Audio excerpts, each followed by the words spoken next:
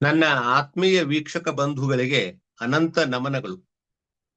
ಇವತ್ತಿನ ದಿವಸ ನಾನು ಅತ್ಯಂತ ಮಹತ್ವದ ವಿಷಯವನ್ನ ತಮ್ಮ ಜೊತೆ ಹಂಚ್ಕೋಬೇಕಂತ ಮಾಡಿದ್ದೇನೆ. ನಮ್ಮ ಜೀವನದೊಳಗ ಹಣ ಮುಖ್ಯನೋ, ಗುಣ ಮುಖ್ಯನೋ, ಆರೋಗ್ಯ ಮುಖ್ಯನೋ? ಹಣ, ಗುಣ, ಆರೋಗ್ಯ ಇವು ಮೂರರಲ್ಲಿ ಯಾವ್ದು ಬಹಳ ಮುಖ್ಯವಾದದ್ದು ಅಂತ ನಾವು ಒಂಚೂರ ಚಿಂತನ ಮಂಥನ ಮಾಡೋಣ. ಈಗ ನೋಡ್ರಿ, ಹಿಂದ ಸ್ಕ್ರೀನ್ ಒಳಗ ಅದಾರ ನೋಡ್ರಿ, ಇವರು ರಾಕೇಶ್ ಜುಂಜುನ್ವಾಲಾ ಅಂತ ತಿಳ್ಕೊಂಡು. ಇವ್ರ ಬಗ್ಗೆ ಬಹಳ ಮಂದಿಗೆ ಗೊತ್ತೈತೆ. ಇವರು ಷೇರು ಮಾರುಕಟ್ಟೆಯ ಕಿಂಗ್ ಅಂತಿದ್ರು ಇವ್ರಿಗೆ. ಇವರು ಇನ್ಕಮ್ ಟ್ಯಾಕ್ಸ್ ಆಫೀಸರ್ ಮಗ. ಇವರು 1960ರೊಳಗ ಜನ್ಮ ತಾಳಿದ್ರು. 1922ರೊಳಗ ಅವರು ದೈವಾಧೀನರಾದ್ರು. ಅವರು ಅತಿ ಕಡಿಮೆ ಅವಧಿ ಒಳಗ ಕೋಟ್ಯಾಧೀಶರಾದ್ರು. ಅತ್ಯಂತ ಕಡಿಮೆ ಸಮಯದೊಳಗ ಕೋಟ್ಯಾಧೀಶರಾದ್ರು.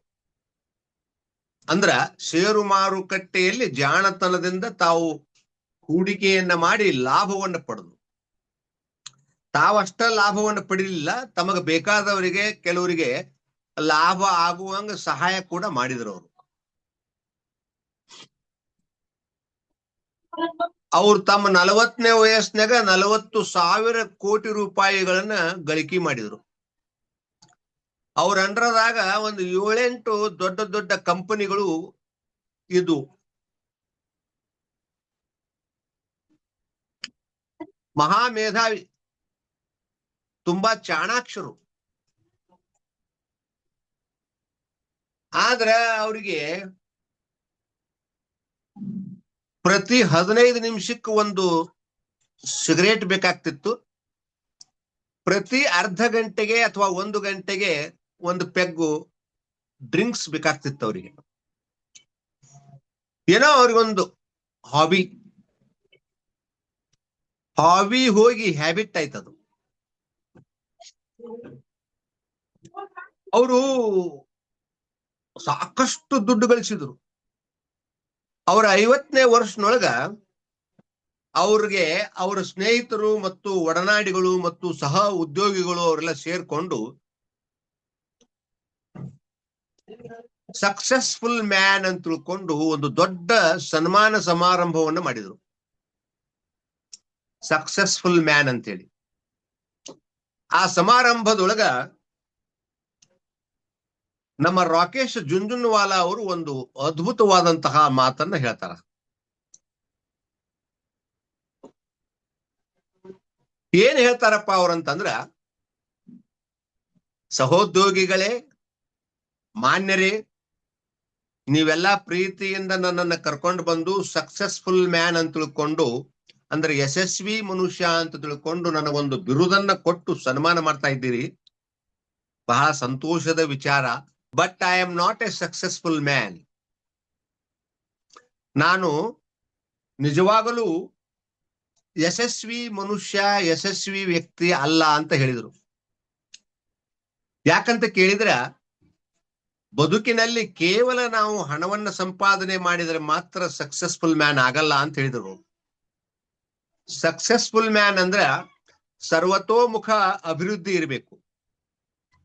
ಆದ್ರೆ ನಾನು ನನ್ನ ಹೆಂಡತಿಗೆ ಸರಿಯಾದ ಸಮಯವನ್ನು ಕೊಡ್ಲಿಕ್ಕಾಗ್ಲಿಲ್ಲ, ನನ್ನ ಮಕ್ಕಳಿಗೆ ಸರಿಯಾದ ಸಮಯವನ್ನು ಕೊಡ್ಲಿಕ್ಕಾಗ್ಲಿಲ್ಲ, ನನ್ನ ಹೆಂಡತಿ ಮಕ್ಕಳನ್ನ ಸರಿಯಾಗಿ ನೋಡ್ಕೊಳ್ಳಿಕ್ಕಾಗ್ಲಿಲ್ಲ, ನನ್ನ ಹೆಂಡತಿ ಮಕ್ಕಳ ಜೊತೆಗೆ ನಾನು ಸರಿಯಾಗಿ ಜೀವನವನ್ನ ಎಂಜಾಯ್ ಮಾಡ್ಲಿಕ್ಕಾಗ್ಲಿಲ್ಲ. ಇದು ನನ್ನ ದೊಡ್ಡ ಕೊರತೆ.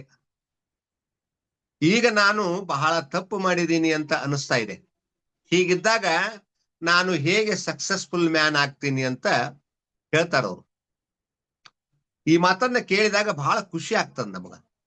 ಅವ್ರು ಇನ್ನೂ ಒಂದು ಮಾತು ಹೇಳ್ತಾರ, ಇದರ ಜೊತೆಗೆ ನಾನು ನನ್ನ ದೇಹವನ್ನ ಮರೆತೆ, ನನ್ನ ಆರೋಗ್ಯವನ್ನ ಮರೆತೆ, ಕೇವಲ ನಾನು ಬುದ್ಧಿಯನ್ನ ಮಾತ್ರ ಮೆಚ್ಚಿಕೊಂಡು ಇಲ್ಲಿವರೆಗೂ ಜೀವನ ಮಾಡಿದೆ, ಆದ್ರೆ ಆ ಬುದ್ಧಿ ನನಗ ಕೈ ಕೊಟ್ಬಿಡ್ತು. ಈಗ ನನಗ ಆರೋಗ್ಯ ಕೈ ಕೊಟ್ಟದ. ನನ್ನ ದೇಹ ನಾನು ಹೇಳಿದಂಗ ಕೇಳುವಂತ ಪರಿಸ್ಥಿತಿ ಒಳಗ ಇಲ್ಲ ಇವಾಗ. ನನ್ನ ಆರೋಗ್ಯ ಸರಿ ಇಲ್ಲ, ಹೆಂಡತಿ ಮಕ್ಕಳೊಂದಿಗೆ ನನ್ನ ಬಾಂಧವ್ಯ ಅಥವಾ ಸಂಬಂಧ ಅಥವಾ ಒಡನಾಟ ಸರಿ ಇಲ್ಲ. ಅವ್ರನ್ನ ನಾನು ಖುಷಿಯಾಗಿ ಇಡಬೇಕಾಗಿತ್ತು, ಆ ಕೆಲಸ ಮಾಡ್ಲಿಲ್ಲ. ಬರೀ ನನ್ನ ಕೆಲಸದಲ್ಲಿ ಮುಳುಗಿಬಿಟ್ಟೆ. ಹೀಗಾಗಿ ನಾನು ನಿಜವಾಗಲೂ ಸಕ್ಸಸ್ಫುಲ್ ಮ್ಯಾನ್ ಅಲ್ಲ ಅನ್ನುವಂಥ ಮಾತನ್ನ ಹೇಳ್ತಾರ. ಅಂದ್ರೆ ಇದರ ಅರ್ಥ ಏನು ಅಂದ್ರೆ, ಕೇವಲ ದುಡ್ಡಿನಿಂದ ನಾವು ಜೀವನದೊಳಗ ಸಂತೃಪ್ತಿಯನ್ನ ಪಡಿಲಿಕ್ಕೆ ಆಗಲ್ಲ ಅನ್ನುವಂಥ ಮಾತನ್ನ ಹೇಳ್ತಾರ ಅವ್ರು. ಇನ್ನು ಎರಡನೇದಾಗಿ ಗುಣ ಅಂತ ಬರ್ತದೆ. ಗುಣ, ಒಬ್ಬ ಮನುಷ್ಯನ ಗುಣ ಬಹಳ ಚಲೋ ಇರ್ತದ, ಬಹಳ ಒಳ್ಳೆ ಗುಣ ಇರ್ತದ. ಆದ್ರೆ ಒಳ್ಳೆ ಗುಣ ಇದ್ದವ್ರು ಎಷ್ಟು ಜನ ಆರಾಮವಾಗಿದಾರ ಅದನ್ನ ನೋಡ್ಬೇಕಲ್ಲ ನಾವು. ಗುಣ ಏನೋ ಒಳ್ಳೇದು, ಬಟ್ ಅವ್ರ ಆರ್ಥಿಕ ಪರಿಸ್ಥಿತಿ ಸರಿ ಇರುವುದಿಲ್ಲ. ಎಷ್ಟೋ ಜನರಿಗೆ ಮದುವೆನೇ ಆಗ್ಲಿಕ್ಕೆ ಸಾಧ್ಯ ಆಗುದಿಲ್ಲ, ಯಾಕಂದ್ರೆ ಅವ್ರಿಗೆ ಕನ್ಯಾನ ಕೊಡಂಗಿಲ್ಲ ಯಾರು, ಯಾಕಂದ್ರೆ ಒಳ್ಳೆ ಗುಣ ಇದ್ದಾವ. ಈಗಿನ ಕಾಲಕ್ಕೆ ತಕ್ಕಂಗ ಇಲ್ಲವ. ಆಮೇಲೆ ಮದುವೆ ಆದ್ರೂ ಕೂಡ ಹೆಂಡತಿಯನ್ನು ಚೆನ್ನಾಗಿ ನೋಡ್ಕೊಳಿಕ್ಕಾಗಲ್ಲ, ಆರ್ಥಿಕ ಪರಿಸ್ಥಿತಿ ಅಷ್ಟೊಂದು ಚೆನ್ನಾಗಿರಂಗಿಲ್ಲ. ಹೀಗೆ ಹಲವಾರು ಸಮಸ್ಯೆಗಳು, ಆರೋಗ್ಯ ಸರಿ ಇರುವುದಿಲ್ಲ.